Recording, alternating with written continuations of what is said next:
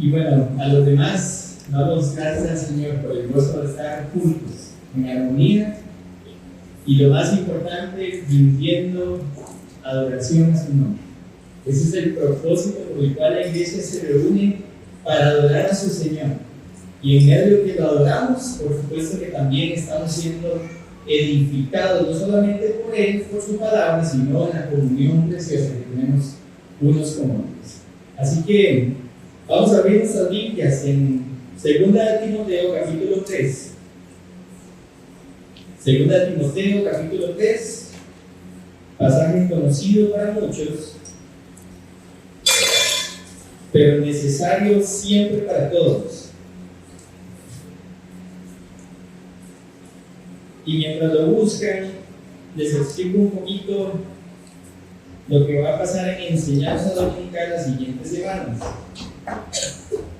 Terminamos Génesis y por las próximas semanas, de aquí a que finalice el año, vamos a estar tocando una serie de temas de forma expositiva que es necesario que como iglesia estemos una y otra vez recordando, porque esto nunca se deja de aprender, esto es una evaluación constante.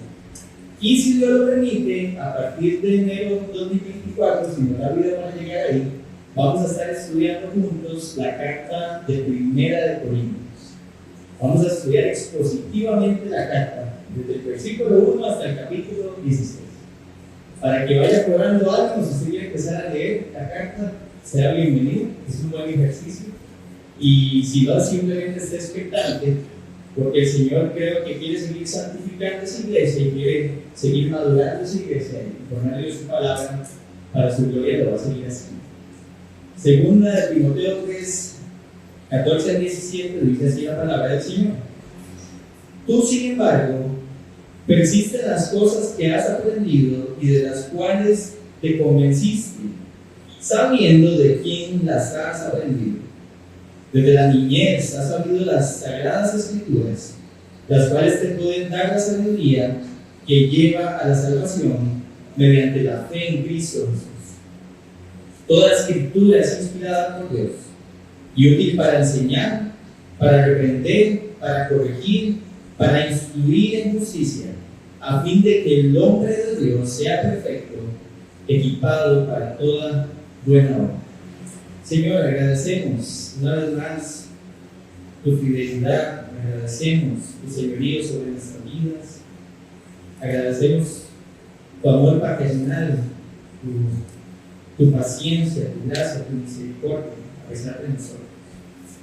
Hoy tu palabra, Señor, una vez más, cumple el propósito por el cual la has dejado escrita y por el cual hoy invitas a esta parte de tu cuerpo a escucharte, que hoy, Señor, seamos retados por ella y que más que evaluar nuestro conocimiento, podamos evaluar nuestra disposición para obedecer, para poner en práctica estas cosas que para muchos no son nuevas, que para muchos ya quizás sabemos, pero que necesitamos urgentemente seguir creciendo en prácticas.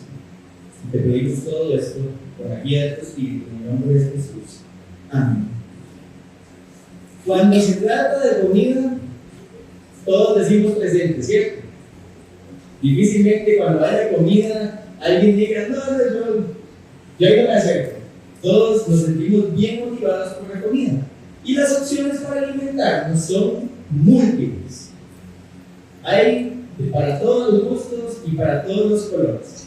Ahora, algunos saben que es comida sana, ¿cierto? Hay comida sana y comida no sana. Algunos sabemos que es comida sana y otros tal vez no están tan interesados en saber qué es comida sana. Algunos sabemos, lo voy a incluir, que es comida sana y a veces preferimos ignorarla para satisfacer nuestros deleites, para sentir esa sensación placentera de cosas que no son sanas. Ignoramos entonces, ignorando de esa forma, lo que sí es alimentación sana. También tenemos una gama de alimentos que se nos presentan como buenos o mejores, por ejemplo, los sustitutos del azúcar, y hoy por la OMS sabemos que algunos sustitutos son cancerígenos. Entonces lo que parecía ser muy bueno, resultó siendo algo que no era mejor que el azúcar. Y con eso no estoy diciendo que el azúcar es 100% bueno en exceso, ¿verdad? Nada más aclaro. Lo cierto es que si nosotros queremos estar saludables, necesitamos una dieta balanceada. Necesitamos que lo que Dios ha creado en su mundo y ha puesto a disposición nuestro, nosotros podamos balancearlo para nutrirnos de todo eso que el cuerpo necesita. Y es la realidad que todas las personas tenemos con respecto a la alimentación. Tenemos que constantemente estar decidiendo desechar esos alimentos que están adulterados o que están cocinados de formas que no son sanas. Y no es muy distinto lo que usted y yo tenemos que estar haciendo con respecto a la palabra de Dios. Dios nos dio una suficiente escritura que está llena de una riqueza de pasajes, de géneros, de textos que hacen que nosotros podamos tener una dieta balanceada en la palabra de Dios. Y también tenemos el peligro, y también tenemos la posibilidad de consumir cosas que parecen buenas en sí mismas, pero que están adulteradas, que no es la palabra pura, que no es la escritura realmente como ha sido escrita, como ha sido inspirada por el Señor, como nos ha sido revelada, y como quiere el Señor iluminarla por medio de su Espíritu Santo. Lo más lamentable es que nosotros podríamos pasar creyendo que estamos consumiendo la palabra de Dios y estarla consumiendo de forma adulterada. Y lo que va a pasar es que un día lo que hoy aparenta ser piedad, un día nos vamos a dar cuenta que no era verdadera piedad, y lo que vamos a ver es cómo nuestras vidas literalmente perecen en delitos y pecados, porque la piedad nunca fue verdadera. Parecía buen alimento, parecía algo sólido, pero estaba adulterado. Y creo que con este texto lo que el Señor quiere hoy es retarnos a permanecer en la suficiente escritura que Él ha revelado y que ha dejado a disposición para nosotros. Y no solamente retarnos a perseverar en la escritura, sino perseverar con ella como máxima autoridad de nuestras vidas en Cristo. Escuchen bien eso, como máxima autoridad de nuestras vidas en Cristo. Y lo que vamos a ver hoy a lo largo de estos 3 versículos es que necesitamos permanecer en la escritura, que es suficiente para salvarnos y que es suficiente para equiparnos para la vida en Cristo. Eso es lo que vamos a ver en los puntos que vamos a ver en batalla.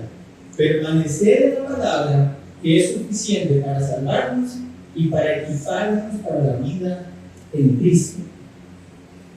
Así que, en primer lugar, vamos a ver que debemos permanecer en la escritura. Ya conmigo nuevamente versículo 14.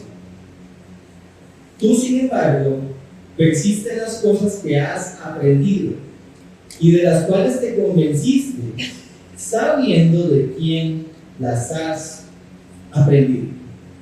Estoy leyendo desde el Nueva Biblia de las Américas. Reina Valera 60 dice: pero persiste tú. Y eso es bien importante. Necesitamos entender por qué Pablo le está dando el mandato a Timoteo de persistir en su contexto. Porque es que Pablo se ve la necesidad de animar a Timoteo y decirle: Timoteo, pero persiste tú. ¿Qué está pasando con los demás que tienen que invitarlo a persistir? Y quiero que vean conmigo, ahí mismo en capítulo 3, vean el versículo 1. Vamos a leer varios versículos ahí mismo en el capítulo 3, que es nuestro contexto inmediato. Y es importante que mantenga ahí el dedo en su Biblia en el capítulo 3. Vean, versículo 1. Timoteo, debes saber esto, le dice Pablo, que en los últimos días vendrán tiempos difíciles. Ahora, lea conmigo el final del versículo 2. Dice que estos hombres, el principio del versículo 2 dice: porque los hombres serán amadores de sí mismos. Ahora, lea conmigo el final del versículo 4. Dice: amadores de los placeres en vez de amadores de Dios. Versículo 5. Teniendo apariencia de piedad, pero habiendo negado su poder, a los tales evitan. En medio del versículo 2 y el 5 hay una lista de cosas que caracterizan a estos hombres que son amantes de sí mismos y que son amantes de sus placeres y no de Dios. Esa larga lista, que no es exhaustiva, lo que caracteriza son estas personas que en los tiempos posteriores Pablo le está adelantando a Timoteo: esto es lo que vas a experimentar en medio de este contexto, Timoteo, vas a estar. Y eso es muy importante notarlo para lo que vamos a ver a continuación. ¿Por qué? Porque estos hombres, vean conmigo el versículo 8, es importante. Y así como Janes y Jambres se opusieron a Moisés, de la misma manera, estos también, o sea, los amadores de sí mismos y los amantes de los placeres, estos también, de la misma manera, se oponen a la verdad. Son hombres de mente depravada, reprobados en lo que respecta a la fe. Ahora, ¿qué es lo interesante de estos hombres? Estos hombres habían sido enseñados en la verdad. Esta gente no era ignorante de la verdad, eran gente que conocía la verdad. Lo que pasa es que no continuaron en ella. Es gente que, aunque recibió sana doctrina, nunca practicó sana doctrina. Y lo que terminó haciendo esta gente fue torciendo las escrituras, convirtiéndose en falsos maestros dentro de la iglesia. Y lo que terminaron fue que, dando una muestra de la reprobación por medio de su testimonio de la fe que profesaban tener, parecía piedad, ellos hablaban de piedad, pero no vivían piedad. Era notable que hablaban correctamente, pero sus corazones no estaban cerca del Señor. Y esa era la realidad a la que se estaba enfrentando Timoteo. Eran tiempos difíciles los que se tenían para él y para la iglesia que estaba pastoreando. Y Pablo, en medio de ese contexto, le dice: aunque otros te desvíen, para hacer un poco el versículo 14, tú persiste, tú continúa, Timoteo. Y el llamado es a qué? A perseverar no en cualquier cosa, en la enseñanza que recibió. En la enseñanza que él había recibido. Hermanos, Timoteo no había sido instruido en palabras de hombres. Este hombre había sido instruido en la palabra suficiente de Dios. Lo sabemos por varias cosas que nos dice el contexto y ahorita las vamos a ver. Pablo lo que le estaba diciendo a Timoteo es: Timoteo, si tú quieres ser un hombre sabio, si tú quieres ser un hombre que tiene sana doctrina, que puede enseñar bien la palabra y aplicarla a la vida, si quieres ser un hombre que sea rico en buenas obras, que se pueda ver que lo que estás enseñando realmente lo estás viviendo, necesitas perseverar en la palabra. Necesitas mantenerte firme en la palabra. Y es el llamado que está haciendo el apóstol a su discípulo amado. Vean que el texto claramente dice: persiste en las cosas que has aprendido y de las cuales te convenciste. Timoteo no solamente había aprendido cosas, Timoteo también se había convencido de las cosas de las que había sido enseñado. Y esto es algo que lo voy a mencionar desde ya porque es realmente importante. Para poder perseverar, hermanos, tenemos que estar convencidos de lo que sabemos. Una persona que no está convencida de lo que sabe es una persona que no practica lo que sabe, no se ve en necesidad de practicarlo, porque aunque sabe que es correcto, la falta de convencimiento le hace que tener una parálisis espiritual y no poner en práctica las cosas. Este hombre estaba convencido, Reina Valera dice estaba persuadido. Eso quiere decir que estaba seguro de que en lo que había sido instruido era la verdad y nada más que la verdad, y una verdad que es suficiente. Ahora, el final del versículo dice: sabiendo de quiénes has aprendido. Sabemos que Timoteo había sido definitivamente instruido por el apóstol Pablo. Vea versículo 10, ahí mismo capítulo 3. Pero tú has seguido mi enseñanza, y no solo la enseñanza, dice mi conducta, propósito, fe, paciencia, amor, perseverancia, persecuciones, sufrimientos. Este hombre había aprendido no solamente de la enseñanza de Pablo, sino del ejemplo piadoso del apóstol Pablo. Y no solamente había aprendido del apóstol Pablo, también había aprendido de su abuela y su madre, Loida y Eunice. No lo vamos a leer, pero aquí mismo en capítulo 1, versículo 5 de 2 de Timoteo, dice claramente que él había sido enseñado, instruido en el ejemplo piadoso, en la fe de su abuela y en la fe de su mamá. Vean que dice en la fe, no dice solo en la enseñanza, quiere decir que fue un aprendizaje vivencial. Lo que ellas le instruían de la palabra de Dios era lo mismo que él estaba viendo en la fe que practicaba. Y eso es muy importante también. Ahora usted se preguntará, ¿y por qué eran Loida y Eunice las que enseñaban a Timoteo? Bueno, porque el papá de Timoteo era griego, no era creyente. Hechos 16:1 dice claramente eso, que el papá de Timoteo era un griego. Y entonces su mamá y su abuela tomaron ¿qué? La batuta de la enseñanza de su hijo.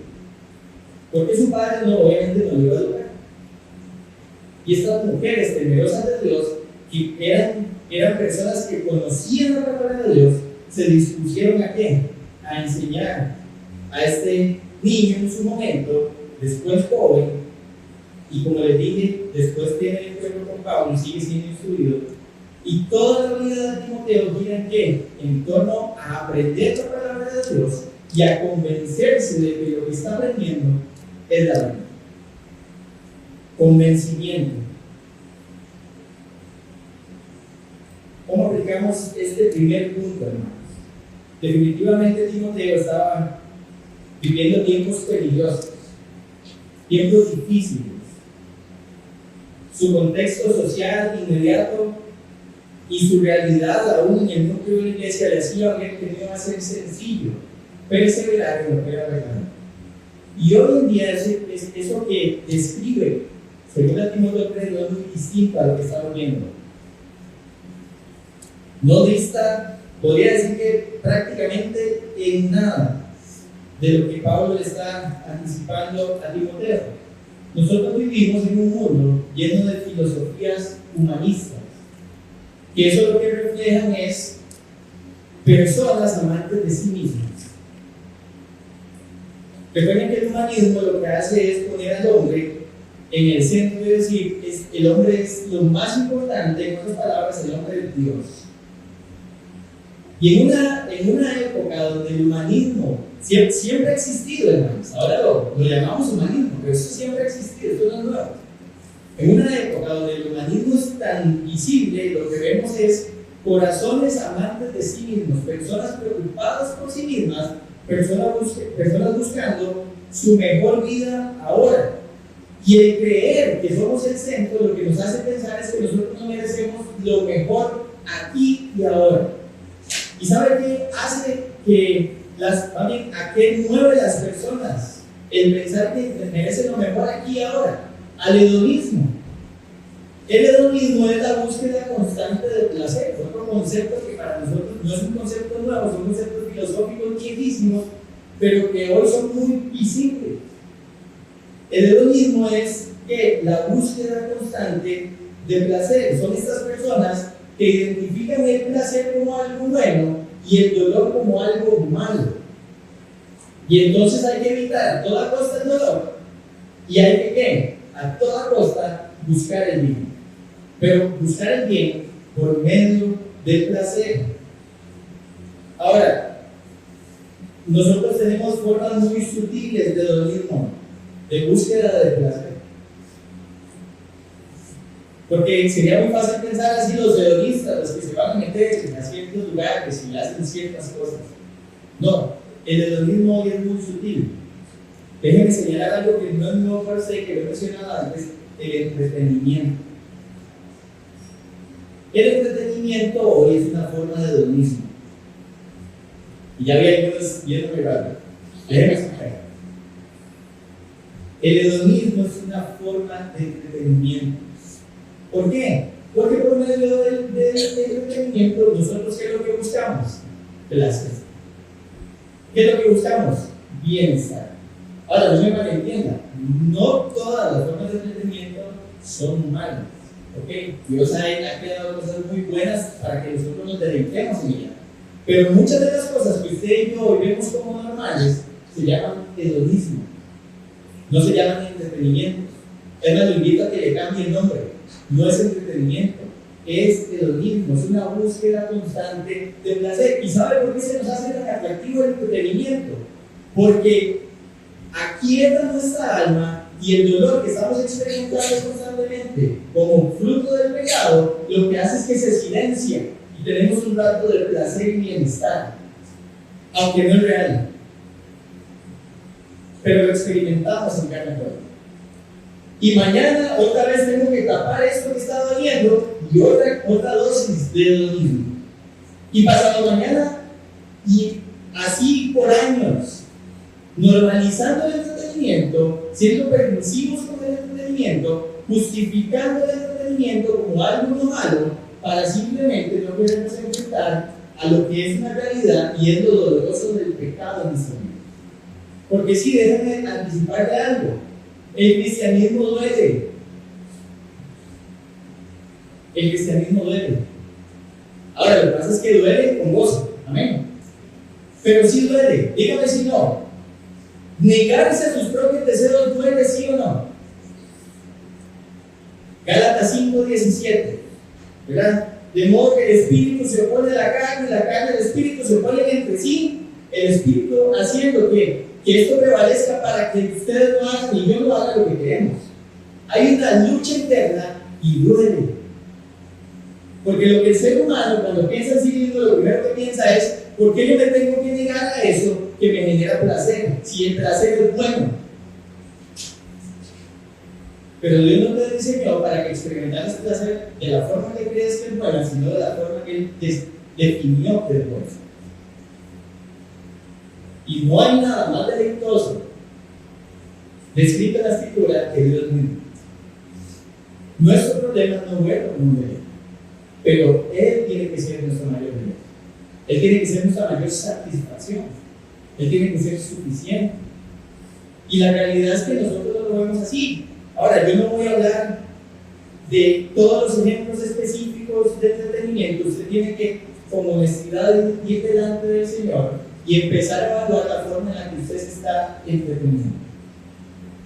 Porque si para usted es más placentero pasar 2 horas viendo Netflix, una película o una serie, pero después dice que no tiene tiempo para pasar las horas con Dios, ahí tiene la respuesta, se llama dominio.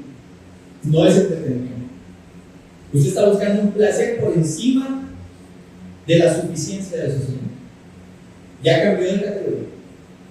No importa si es algo no malo en sí mismo. Usted me podría decir: ay, no, pero esa serie no tiene nada de malo. ¿Vieras qué bonito que es? Sí, pero lo estás poniendo por encima de tu Señor. Es lo mismo. No lo trate de justificar, hermano. Ese es nuestro problema en el siglo XXI. Somos todos abogados, expertos en defendernos. Se llama lo mismo. Y tenemos que ser conscientes a esa realidad. Otra cosa que pasa, que constantemente nos genera placer, es que todo lo que está a nuestro alrededor está impregnado de sensualidad. Y la sensualidad simplemente son sensaciones producidas por los sentidos. Todo está diseñado para que la vista, el tacto, el olfato, el gusto, el oído, todo está diseñado para generar placer. ¿Por qué cree que la música nos cautiva tanto? ¿Por qué cree que la comida nos cautiva tanto? ¿Por qué cree que las series, películas, shows, conciertos y lo que se quiera nos cautiva tanto? Porque nos da sensaciones placenteras. Y todo eso, absolutamente todo eso, lo que está haciendo es una evidencia de que somos amadores de nosotros mismos y que amamos más a los placeres que a Dios. La misma descripción que hizo en resumen Pablo. Exactamente lo mismo. Y es un problema. Es un problema, hermanos. Les dije que no es placentero luchar contra nuestro propio pecado. Duele, desgasta, nos consume, pero es para la gloria de Dios y nos da gozo cuando batallamos legítimamente. ¿Sabe qué tampoco es placentero? La persecución. Pablo le dice: no solo aprendiste de mi enseñanza y conducta, aprendiste también de mis persecuciones. Y vea conmigo, versículo 12. Y en verdad, todos los que quieren vivir piadosamente en Cristo Jesús serán llenos de una vida placentera. Serán perseguidos. La persecución no es algo placentero, hermanos. Pero lo que está diciendo Pablo es: quien quiere realmente tener una vida piadosa, o sea, una vida que intima con su Señor, que conoce a su Señor y que practica lo que su Señor le está invitando a practicar para su gloria, va a tener una respuesta negativa de su entorno. El rechazo no es placentero. El juicio de otros no es placentero. Pero la piedad tiene que ser placentera para el Señor. Porque para eso nacieron. Y la realidad es que tenemos que empezar a ver esto como realmente es. Hermano, no le llaman entretenimiento, si ocupa el lugar donde Dios empieza a llamarle hedonismo. No nos sigamos ocultando. Se trata de una mampara de piedad, porque al final puede salir muy caro que se caiga. Y eso es una advertencia para todos, incluye. Puede salir muy caro. Se vuelve doloroso eso para el cristiano, hermanos, cuando nosotros constantemente, como dice Jay Packer, nosotros constantemente estamos pensando en la basura que tiramos y no en lo que ganamos. ¿Se ha puesto a pensar en eso? Pasamos lamentando las cosas que tuvimos que renunciar. Pasamos viendo hacia atrás ¿cómo se dice? Con nostalgia las cosas que tuvimos que abandonar, porque ahora somos seguidores de Cristo, pero vemos con muy poco gozo y optimismo lo que ganamos. Y esto es un freno, no solamente para permanecer en la palabra de Dios, sino un freno para tener una verdadera piedad. Porque no vemos hacia adelante con gozo, vemos esta basura, esto es basura, hermanos. Pablo dice, dejando lo que queda atrás, lo tenía por basura, literalmente. Y nosotros muchas veces lo que pasa es eso. ¿Por qué? Porque el hedonismo lo que hace es reclamar satisfacción instantánea, pero el reino de los cielos nos promete satisfacción eterna. Y hay que ver hacia allá con expectativa, porque mucho de lo que promete no lo disfrutamos aquí. Y esa es la realidad de nuestros días. Y por eso es que más que nunca necesitamos permanecer en la Escritura. ¿Sabe qué necesitamos, iglesia? Ser esas locas y humildes que desde niños instruyen a la familia, que le modelan la fe a la familia, pero que le instruyen ¿en qué? En la palabra de Dios. Eso es lo que necesitamos. Necesitamos ser esos Timoteos, que son esos discípulos que atienden ¿qué? La enseñanza autoritativa de la Escritura por medio de ejemplos de hombres piadosos como Pablo, y que lo ponen en práctica y se disponen para realmente vivir una vida piadosa. Necesitamos ser esos Pablos que tal vez no tenían hijos de sangre, pero que estuvieron dispuestos a adoptar hijos espirituales para transmitirles la Escritura e invitarlos a vivir la Escritura, para que el Señor hiciera lo que realmente quería hacer por medio de su iglesia en estos días, y por supuesto en los nuestros. Quien quiera vivir una vida piadosa, hoy, siglo XXI, hermano, se enfrentará a lo más revolucionario que puede imaginar. Yo le apuesto que no hay nada más revolucionario hoy que ser un verdadero creyente. Y como dice el presidente de la Orden de los Mártires, que obviamente está muy cerca de la familia perseguida, porque es que de este lado del occidente no estamos experimentando persecución. Si yo veo que eso es para todos. No estoy hablando de una persecución como el musulmán, que saca un machete y hace una masacre. No, pero por lo menos que usted y yo sintamos rechazo de la gente. Que veamos burla de la gente por nuestra vida piadosa. Y necesitamos una vez más recordar que tenemos demasiado conocimiento pero estamos practicando muy poco. Y tenemos que empezar a cambiar esa realidad. ¿Saben? A mí, eso no pasa aquí con la gente con la que yo me reúno. Pero yo me he reunido con personas que cuando yo les hablo acerca de cómo tienen que tratar su pecado y cómo tienen que abandonar su pecado, lo primero que me dicen es que usted es demasiado extremo. Parece extremo el precio de vivir una vida piadosa. No, no parece, lo es. Lo es, hermanos.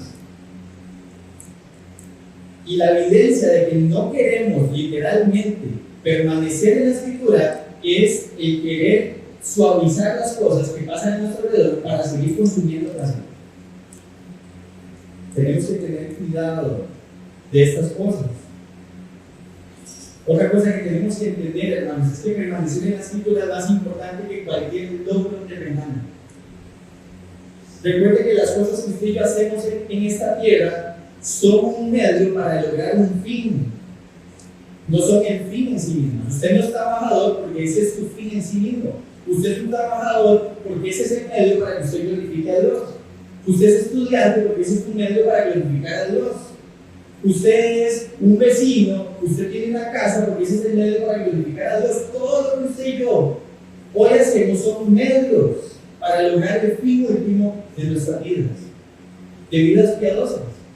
Necesitamos entender que si entonces todo es un medio para lograr el fin, realmente lograr el fin lo que implica es que permanezcamos constantemente en la palabra de Dios por encima de cualquier meta terrenal, por encima de cualquier tiempo de oportunidad. Vea, se lo voy a poner así de claro. Si usted le llama hoy a la NASA y le dice, vea, quiero que venga totalmente becado para que se convierta en el mejor astronauta de todos los tiempos, pero eso sí, usted no va a tener tiempo nada más que para dormir unas pocas horas y tiene que saberlo desde ya. ¿Sabe qué debería hacer un creyente? Renunciar. ¿Sabe por qué? Porque no hay nada más importante que su permanencia en la palabra de Dios.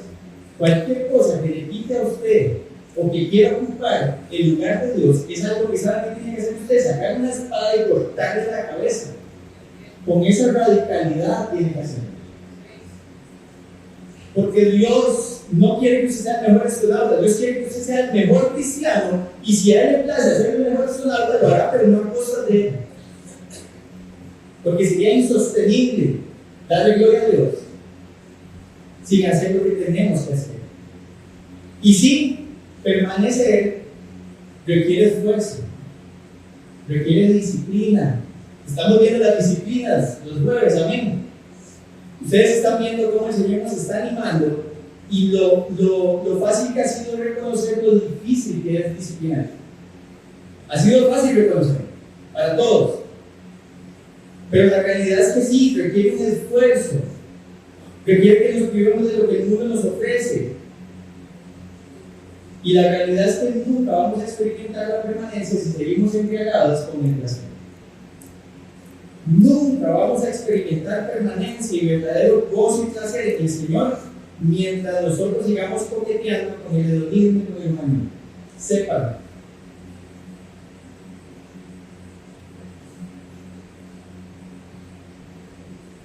Papás, tíos, abuelos y todos los que tienen recursos y que tienen personas menores, su sobrino, su hijo, su nieto, lo que sea suyo, no necesita un viaje a Disney. No necesita que usted lo meta en la mejor escuela. Él lo que necesita es ver que las personas que están alrededor de él y que lo influencian sean personas temerosas de Dios que permanecen en la palabra. Sus hijos no dependen de su educación, hermanos, dependen del Señor. Y si usted no hace bien su trabajo delante del Señor con sus hijos, sí van a ser los mejores profesionales, pero sus corazones lejos del Señor. A menos de que Dios tenga misericordia de ellos, y que para usted y para mí eso es una garantía. Y son las cosas que tenemos que hoy pensar. Usted no necesita un viaje para desestresarse. A mí me encantan las auroras boreales. Hubo una época en mi vida que yo pensé que yo iba a hacer lo que fuera necesario para ir a conocerlo. Me muero por verlas y escucharlas. Eso decía yo. Nunca he conocido uno. Pero ¿sabe qué me da gozo? Que yo voy a vivir en un nuevo cielo y una nueva tierra, que no voy a necesitar plata para ir a conocerlo. El dueño es mi padre y yo lo voy a conocer. ¿Sabe qué quiere decir eso? Que yo me tengo que ocupar de permanecer en la palabra y no ocupar de lo que yo quiero hacer y deleitarme. No podemos invertir las prioridades. Y sí, el Señor nos está exhortando, ¿no? Y lo necesitamos. Y el permanecer en la palabra, hermanos, tiene que ser algo que realmente nosotros practiquemos en primer lugar, porque es suficiente para salvarnos. Vean lo que dice el versículo 15. Desde la niñez has sabido las sagradas escrituras, las cuales te pueden dar la sabiduría que lleva a la salvación mediante la fe en Cristo Jesús. Y lo que Pablo está diciendo es: Timoteo, desde niño, desde que eras un infante, fuiste expuesto a las sagradas escrituras, y el drama en griego. Esto lo que quiere decir es que estas son las escrituras del Antiguo Testamento. Y por supuesto que por contexto entendemos lo que tenía a disposición Timoteo, que era el Antiguo Testamento. El Nuevo Testamento no había sido compilado. ¿Cómo? No quiere decir que ya la palabra de Pablo y de Pedro y de Santiago no era autoritativa. Ya era palabra de Dios, pero no estaba compilada. Y este niño había sido expuesto. Vea que dice: has sabido. Ese sabido, hermanos, en griego es un verbo presente, o sea, lo que representa es una acción continua. Lo que está diciendo Pablo es: desde niño has estado sabiendo.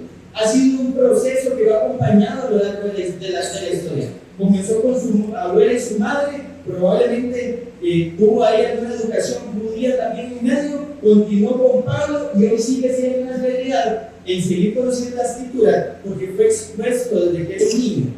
Y era algo que había progresado a lo largo de su vida. Vean la siguiente palabra: dice: desde la niñez han sabido las sagradas escrituras, dice, las cuales te pueden. Esa palabra pueden en griego, hermanos, significa que tienen la capacidad o fuerza para cumplir su propósito.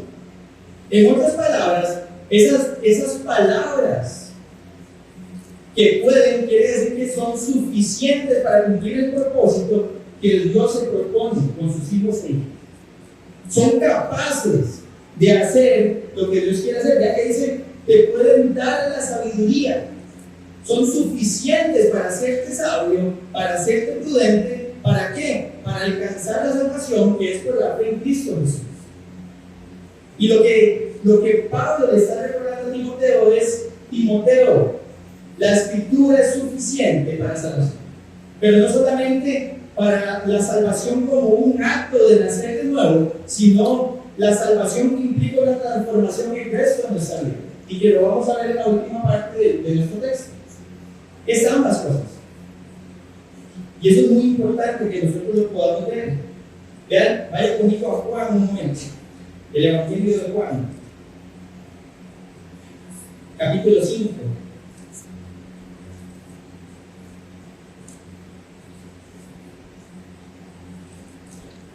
Juan capítulo 5, versículos 39 y 40.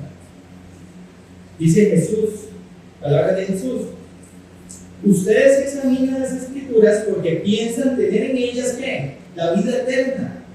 Y son ellas las que dan testimonio de mí. Pero ustedes no quieren venir a mí para que tengan esa vida. Jesús mismo está reconociendo que es por medio de la escritura que se da a conocer la vida, que es ¿quién? Cristo. Y Jesús mismo les está reprendiendo a esos oyentes de que ellos no quieren venir a Él para recibir esa vida. Alguien alguna vez preguntó: ¿es el Antiguo Testamento suficiente para que alguien llegue a la salvación? Y la respuesta es sí.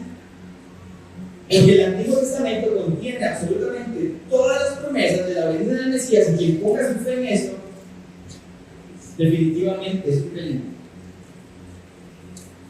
Y era lo que pasaba en la antigüedad. son suficientes ¿para qué? Para llevarnos a Cristo, sí o sí. Y vea que dice que es suficiente, que es capaz de lograr ese propósito. No hay forma de que no lo cumpla la palabra. La palabra lo cumple, lo hace. Y aquí tenemos que introducir la definición de la suficiencia de las Escrituras. Esto es una doctrina que tiene que ser un pilar en nuestra vida. Cuando decimos que la Biblia es suficiente, hermanos, lo que estamos diciendo es que la Biblia contiene absolutamente todo lo necesario para la salvación y para la vida en Cristo. Escuche bien eso, la Biblia contiene todo lo necesario para la salvación y para la vida en Cristo. O sea, para una vida piadosa. O sea, para una vida santificada constantemente. Una vida en santificación progresiva. Contiene absolutamente todo. Y en cada época de la historia lo ha contenido. Cuando el pueblo que estaba a punto de conquistar la tierra prometida tenía solo el Pentateuco, ese Pentateuco tenía todo lo suficiente para que ellos pusieran sus ofrendas. Cuando el pueblo estaba deportado en Babilonia, todos los escritos históricos y toda la poesía y la profecía que había escrito hasta ese momento era suficiente para que pusieran sus ofrendas. Siempre ha sido suficiente. Y para nosotros hoy completa, suficiente. Y tenemos que empezar a pensar un poco en esto, si nosotros realmente estamos confiando en la suficiencia de las Escrituras. ¿Saben, hermanos? Los que tienen niños y los que tienen niños en sus familias cerca, no hay mejor edad para que un niño empiece a ser expuesto a la palabra de Dios que desde su infancia. No digo que Dios no pueda hacerlo en nuestra adultez, como muchos lo han hecho, pero no hay mejor edad para empezar a instruirlo, hacer que permanezca en la suficiencia de las Escrituras que no sea su infancia. Yo creo que a veces olvidamos algo muy importante. Los que tenemos hijos, voy a poner yo de ejemplo, tal vez para que no se esté generalizado. Mi hijo Gabriel, hermanos, yo no les puedo asegurar que es salvo. Porque la salvación no es por transferencia. No es que ahora un papá es creyente y Gabriel es creyente. Gabriel está empezando a manifestar su pecado de formas muy feas. Es pecador, como su papá. ¿Sabe qué necesita Gabriel que su papá le enseñe desde niño? El Evangelio. ¿Por qué? Porque Gabriel necesita escuchar el Evangelio para salvación. No asuma que los niños que usted trae a la iglesia son creyentes. Usted tiene que evangelizarlos constantemente hasta que ellos puedan tomar una decisión consciente, informada, y que usted la pueda validar como sincera de que su fe ahora está puesta en Jesucristo. No asumamos. Por eso es que los dejamos aquí cada 15 días arriba. ¿Saben por qué? Porque no subestimamos su conocimiento, su aprendizaje. Estos niños son capaces. Ya hemos empezado a ver frutos de niños que se quedan aquí arriba y que estando aquí arriba empiezan a tomar nota, que comentan con sus papás en casa y les explican lo que se dice. Porque ellos necesitan ser expuestos a la palabra. Ellos no son niñitos y tontitos, ellos son capaces, hermanos. No los subestimemos. Necesitan conocer a profundidad todo lo que la Escritura dice, así como nosotros también necesitamos hacerlo. Otra cosa que tenemos que entender, vea que lindo ver cómo la abuela y la mamá lo guiaron a Timoteo. Hoy hay filosofías que nos dicen que tenemos que dejar que los chiquitos hagan lo que les gusta, lo que ellos quieren. Hermanos, eso es una falsedad. El creyente que crea eso no ha leído Efesios 6, donde claramente Pablo le dice en el versículo 4 a sus oyentes, padres, les dice, instruyan, eduquen a sus hijos en la disciplina y la amonestación del Señor. Eso no es déjelo que haga lo que él quiera. Ojo, yo no estoy diciendo que usted lo puede dejar escoger el color de camisa que se va a poner ese día. No, yo lo que le estoy diciendo es con cosas que definitivamente pueden afectar su conducta y que pueden afectar la forma en que se siga conduciendo el resto de su vida. Nosotros tenemos que entender que si la escritura es suficiente para salvación, nosotros tenemos que pastorear con la escritura el corazón del niño, pastorear con la escritura el corazón de los adultos y no corregir la conducta nada más. Voy a poner un ejemplo. Si usted dice malas palabras y yo le digo, deje de decir malas palabras porque eso es pecado, ¿qué estoy haciendo? Corrigiendo conducta. ¿Usted está haciendo algo malo, es pecado? No lo haga. Puede funcionar. Pero sería diferente que yo le pregunte a la persona, me he notado que te expresas de una forma así, con un lenguaje soez. Quisiera saber por qué sientes necesidad de expresarte de esa forma. ¿Cuál es tu motivación para expresarte de esa forma? ¿Qué estoy atacando? La motivación del corazón. Y por supuesto, después le voy a decir, mira, deberías considerar lo que estás diciendo porque no está bien delante de Dios. Deberías, te invito a que examines tu corazón, que veas la motivación y que cambie la forma en la que te estás conociendo con tus palabras. Lo voy a terminar haciendo, sí, pero no es atacar con tu corazón, es pastorear el corazón. Es lo mismo que en las sesiones de consejería intento hacer con ustedes. Y lo mismo los demás. Pastorear el corazón, ver la intención del corazón, no modificar conducta. Y por supuesto que la palabra es suficiente para hacer eso en niños de edad pequeña y en niños espirituales, hermanos. El que de nosotros se crea demasiado maduro, ya empezamos mal. Somos muchas veces en algún área de la vida cristiana somos como ese niño que necesita ser instruido, que necesita ser amonestado en la disciplina y el temor del Señor. Y necesitamos crecer en esto. Y con respecto a la suficiencia de la escritura para salvación, sí, la Biblia es suficiente. Pablo en Romanos 1:16 dijo, porque no me avergüenzo del Evangelio, porque es poder de Dios para salvación a todo aquel que cree. ¿Qué es poder de Dios? El Evangelio, su palabra, no el método evangelístico, no la forma que yo me acerqué. Lo que es poder de Dios es el Evangelio, sí, la forma que me acerco es importante, pero lo que tiene poder es la palabra de Dios. Ella es la que es suficiente, ella es la que transforma el corazón, no mis palabras. Si nosotros entendiéramos esto, nada más saldríamos a hacer lo que tenemos que hacer, compartir el Evangelio, vivir el Evangelio. Y no estaríamos pensando, uy, es que nadie me ha enseñado a compartir, es que si lo hago mal y si se burla de mí. Porque la palabra es suficiente para salvar. Y en último lugar, debemos perseverar en la escritura no solo porque es suficiente para la salvación, sino que es suficiente para equiparnos, o para santificarnos, o para hacernos piadosos para la vida en Cristo. Versículos 16 y 17. Toda escritura es inspirada por Dios y útil para enseñar, para reprender, para corregir, para instruir en justicia, a fin de que el hombre de Dios sea perfecto, equipado para toda buena obra. Ya que comienza Pablo diciendo toda escritura, cada parte de ella, cada palabra, cada versículo, cada capítulo, cada libro, hermanos, ha sido inspirado por Dios. Toda ella. Esto ya nos da otra perspectiva. Antes dijo las sagradas escrituras, que sabemos que se referían al Antiguo Testamento, ahora nos dice toda escritura. Ya hay una implicación de que lo que Pablo estaba hablando también íbamos a saber que la escritura y también lo está incluyendo de alguna forma.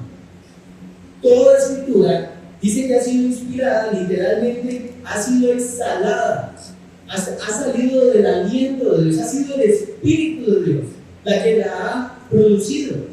Si lo quieren notar en sus referencias, 2 de Pedro 3, 15 y 16, claramente lo que nos dice es cómo las palabras de Pablo están al mismo nivel de las Escrituras. Compara lo que Pablo dijo con la inspiración de la Escritura, que es la palabra que usamos para referirnos principalmente al Antiguo Testamento, pero las pone al mismo nivel. Y también para que la note como referencia, 2 de Pedro 1, 19 y 21, Pedro claramente dice cómo los autores fueron inspirados, fueron llevados en un proceso por el Espíritu Santo para escribir lo que hoy nosotros tenemos como palabras de Dios. Y son dos textos que nos afirman, nos reafirman en la convicción de que la Biblia es, no contiene, es la palabra de Dios. Y eso es importante para nuestra vida como creyentes. Cuando dice que es toda, cuando dice que es inspirada, dice que es útil también. Y esta palabra útil lo que quiere decir es que es provechosa, que es beneficiosa, que genera dividendos, que genera ganancias para nuestra vida. La utilidad de la Biblia no la podemos dimensionar, es provechosa y beneficiosa para todos. Principalmente para equiparnos para esa vida en Cristo, que sí es una vida llena de buenas obras. Ahora, vean las 4 características de cómo nos equipa la Biblia. Dice que es útil, ¿para qué? Para enseñarnos. ¿Enseñarnos qué? La verdad. Vivimos en un mundo lleno de mentiras. Hemos crecido en contextos donde se nos han enseñado mentiras. Y principalmente, lo que la Biblia nos enseña es a quién. Nos enseña conocimiento, ¿para qué? Para que nosotros podamos saber qué es lo verdadero. ¿Qué es la verdad? Y al mismo tiempo que nos enseña, según una característica, dice, nos reprende. ¿De qué nos reprende? De la falsedad. Vean el contraste.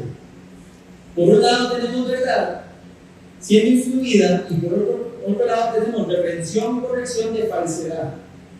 Porque sí, tenemos cosas que son falsas. Alguien una vez dijo que para aprender, ¿qué hay que hacer? Desaprender.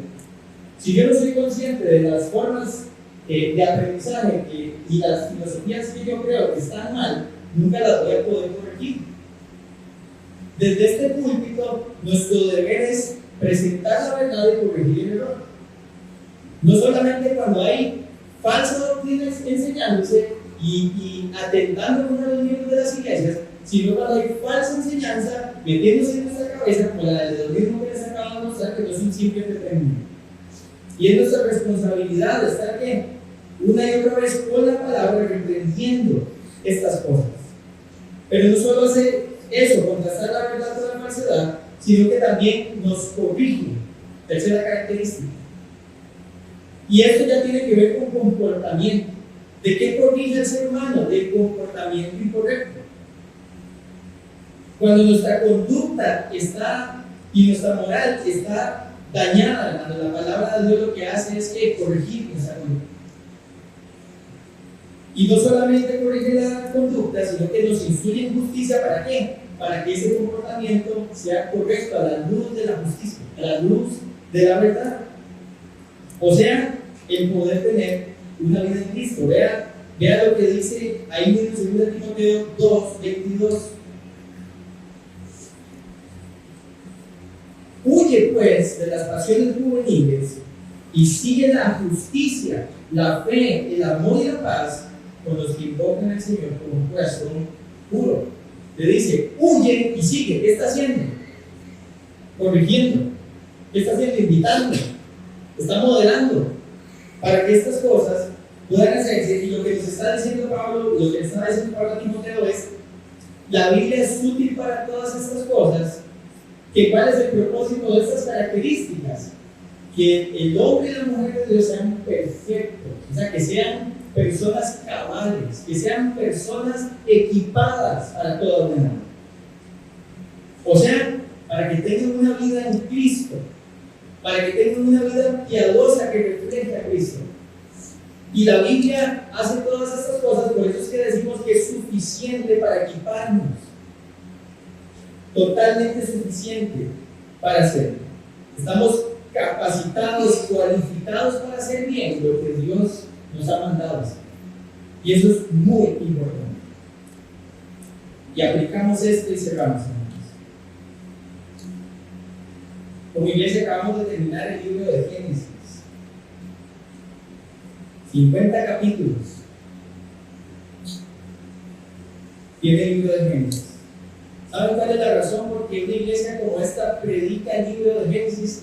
Que le puedo asegurar que no es común en las iglesias. Porque estamos convencidos que cada parte de la palabra es inspirada y es útil. Que cada parte de la palabra nos informa de quién es Dios y nos capacita para vivir para la gloria de Dios.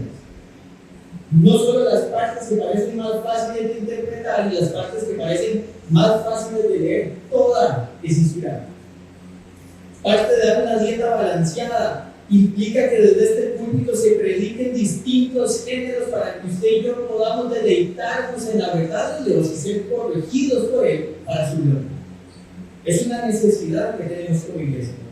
La predicamos toda porque toda es provechosa. ¿Usted sabía que ahora las genealogías son provechosas? ¿Se acuerdan alguna vez que les dije? No vamos a ver capítulo 36 por hablarlo con mucho respeto porque es la palabra de Dios. ¿Sabe qué es lo que vemos en las genealogías? A un Dios que es fiel, que estaba cumpliendo sus promesas con personas específicas para lograr sus propósitos específicos. Las genealogías nos hablan de la fidelidad de Dios. Léalas con amor y respeto. Toda es útil.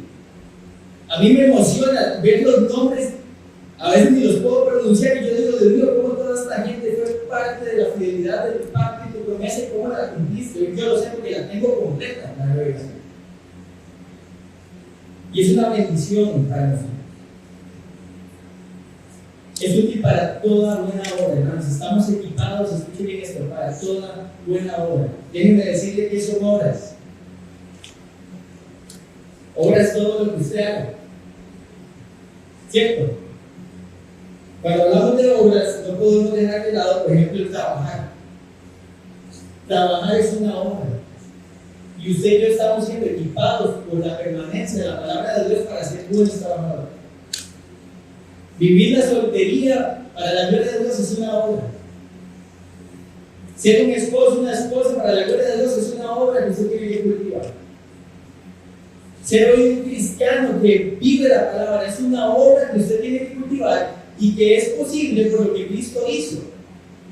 No es que usted hace las obras para ganar el favor de Cristo, como Cristo por gracia, por medio de la fe nos hizo salvos. Ahora nosotros podemos actuar en consecuencia haciendo las obras.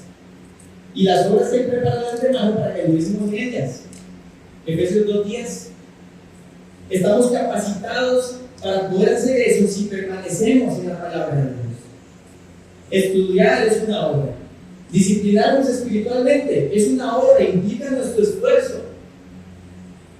Y todo esto son obras que nacen ¿de qué? De la permanencia en la Escritura. Solamente de permanecer una y otra vez en la Escritura.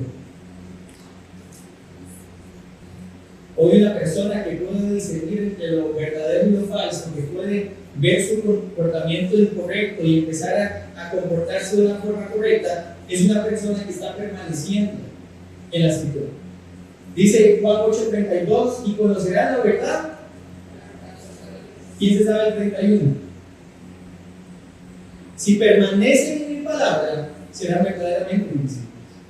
Ahora sí, y conocerán la verdad, y la verdad será libres. ¿Qué está primero? Permanecer. Todos queremos ser libertados, amén. Pero necesitamos permanecer en la palabra. Esa es nuestra obra piadosa ahora que estamos en Cristo. Nos toca a nosotros, hermanos, permanecer. Nadie lo puede hacer por nosotros, nos toca a nosotros hacerlo. Algo que lamento de la sobreinformación a la que tenemos acceso hoy en día es que nosotros negamos con nuestras acciones la suficiencia de la palabra de Dios. Déjenme decirle algunas formas y que no se malentiendan. Cuando tenemos problemas, hermanos, lo primero que hacemos no es acudir a la palabra de Dios. En la mejor de las instancias, usted viene a buscar consejería bíblica para que lo llevemos a la Escritura y que usted pueda empezar a permanecer en la Escritura. Pero muchas veces salimos a consumir otras cosas que no están fundamentadas en la palabra de Dios. Y no quiero ser criticón, quiero ser crítico. Y voy a decir cosas muy puntuales y después, si usted tiene dudas, las podemos sacar. Usted y yo, como creyentes, no necesitamos psicología. Usted no necesita un psicólogo, una psicóloga, para poder, ahora en Cristo, vivir la vida que Dios quiere que usted viva. Usted necesita permanecer en la palabra. ¿Sabe cuál es el problema? Que es más fácil pagar la consulta y que alguien me resuelva los problemas, y si no funciona, echarle la culpa a la persona que no pudo a mí diagnosticarme bien o darme la medicina bien, que tener que levantarme a las 4 de la mañana porque el resto del día no voy a tener tiempo para poner las rodillas y empezar a consumir y saber lo que aquí dice para poderlo aplicar. Usted no necesita un psicólogo, usted necesita la palabra de Dios. Después hablamos de cómo podría lucir eso, pero usted ocupa permanecer aquí, no ocupa otra cosa. Aquí está todo lo necesario para la vida y la piedad. Es una forma práctica que negamos su suficiencia cuando salimos corriendo a consumir cosas que nos resuelven las cosas en la inmediatez. Porque sí, meterse aquí lleva tiempo y esfuerzo. Y es más fácil pagar el recurso. Se lo dice a alguien que pasó 7 años sin un proceso.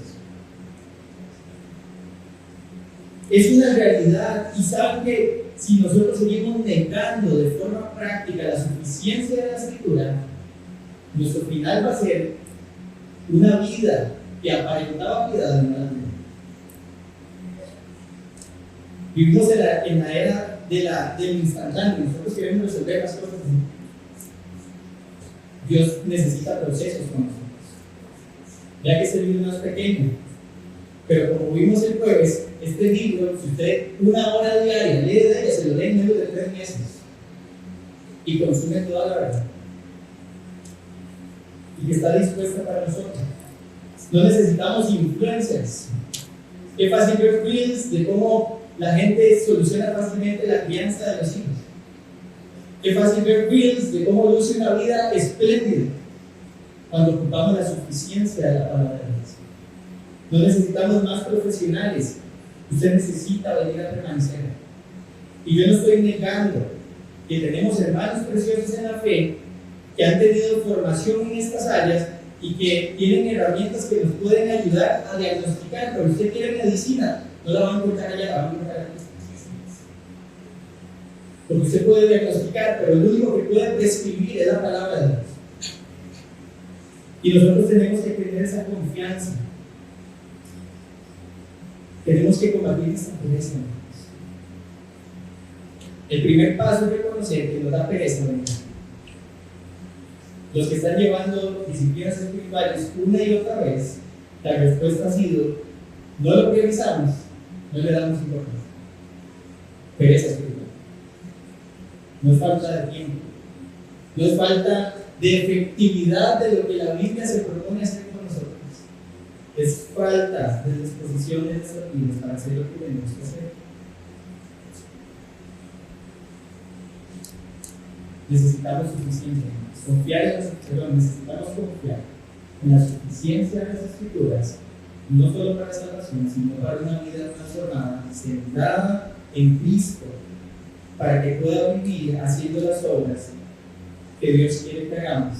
Y quiera el Señor que nosotros como iglesia podamos decir al salir de aquí es que como estamos permaneciendo en la palabra de Dios, nuestros corazones se expresan bien de Él. Y no decir un día, con nuestros labios honramos la palabra de Dios y nuestros corazones están bien. Padre, gracias por invitarnos, Señor, a considerar estas cosas. No es fácil cuando nuestros corazones se ven confrontados con tu palabra, pero tu palabra es suficiente, Señor, y no podemos decir lo contrario, no podemos confiar ni creer que hay algo más que puede darnos esa suficiencia. Solo tu palabra lo hace, por medio de tu Espíritu. Padre, pon convicción en nuestros corazones. Necesitamos practicar esta verdad. Necesitamos abandonar nuestra pereza espiritual y empezar a permanecer en la Escritura para poder. Ayúdanos, Señor. Yo sé que hay personas que tienen problemas, situaciones. Sé que hay personas que tienen temas y probablemente en su afán de solucionarlos han salido con buenas intenciones a intentar resolverlos. Pero darles convicción de que solo tu palabra, Señor, tiene lo que necesitamos para ser transformados, para poder solucionar lo que hay que solucionar, para poder cambiar lo que hay que cambiar para tu gloria y honra, Señor. Gracias porque eres bueno, gracias porque eres fiel, gracias porque eres santo y justo, Señor. Y todo eso nos lo enseña tu palabra. En el nombre de Cristo Jesús, damos gracias, Señor.